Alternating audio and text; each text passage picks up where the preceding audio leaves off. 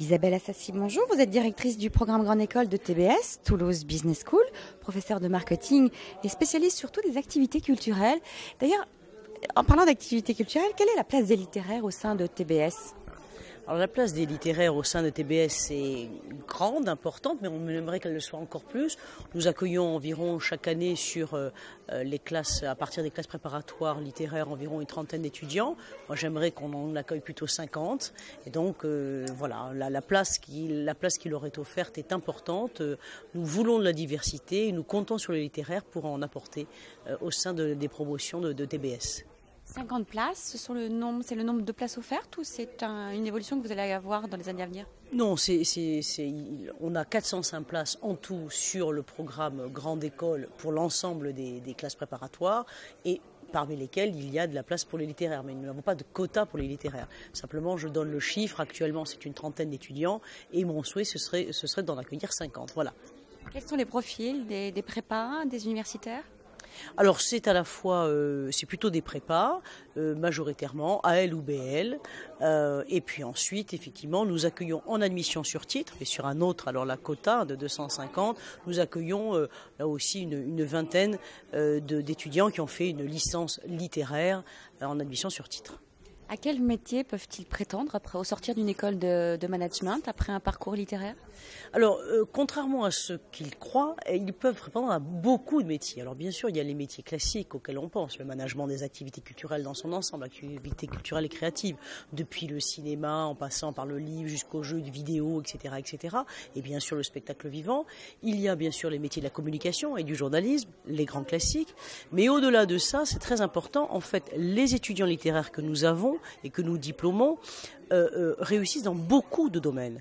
Alors, je vais citer des domaines qui sont a priori pas du tout naturels pour eux. Le contrôle de gestion, ils font d'excellents auditeurs, parce que comme je le dis souvent, ils savent compter, ils sont bons dans l'esprit calculatoire, même si certains ont un peu horreur des maths, ils savent parfaitement compter, ils ont une belle logique, un bel esprit de synthèse. Donc les métiers du contrôle de gestion, c'est aussi pour eux, l'audit interne ou externe.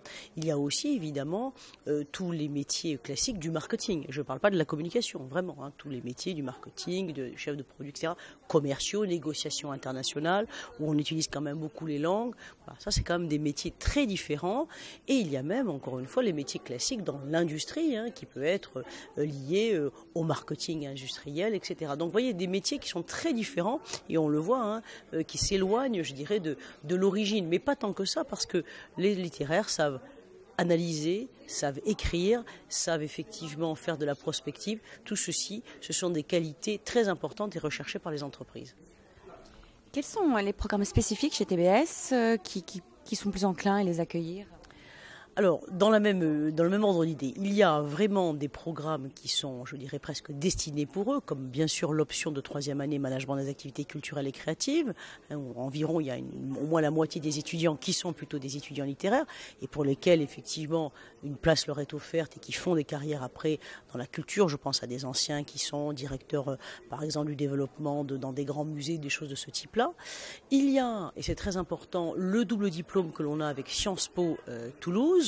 Et donc là, c'est très important. Ils seront et diplômés de TBS et diplômés de Sciences Po Toulouse pour des carrières, soit dans la haute fonction publique, en passant les concours type ENA, EN3S, soit en travaillant pour des grandes entreprises, publiques ou privées, mais pour lesquelles le fait d'avoir un diplôme de Sciences Po, d'être par exemple, d'avoir fait la filière Affaires internationales et géopolitique, est aujourd'hui, compte tenu du contexte actuel des affaires dans le monde, est un véritable atout. Donc, Sciences Po Toulouse et TBS possible. Troisième point très important, pour eux, leur est offert aussi la possibilité de suivre à l'université Jean Jaurès de Toulouse, de suivre, s'ils ont fait une hypocagne ou une cagne, directement d'être inscrits dans un parcours aménagé en L3 Histoire ou Histoire de l'art. Ça, c'est pour eux, c'est spécifique, on dirait, en tout cas, ça les intéresse. Ça, c'est un bel atout. Et ensuite, bien entendu, tout leur est ouvert, donc toutes les majeures, contrôle de gestion, audit, marketing, stratégie. J'avais oublié de dire tout à l'heure que les métiers du consulting, la stratégie, du conseil sont tout à fait faits pour les littéraires. Et donc, toutes les options qui vont avec, en français ou en anglais, à Toulouse ou à Barcelone. Donc ça, tout leur est ouvert. Je dirais que les seuls sur lesquels ça l'est un peu moins, c'est évidemment la finance de marché parce que c'est très mathématisé. Mais pour le reste, tout leur est ouvert. Isabelle Assassi, merci.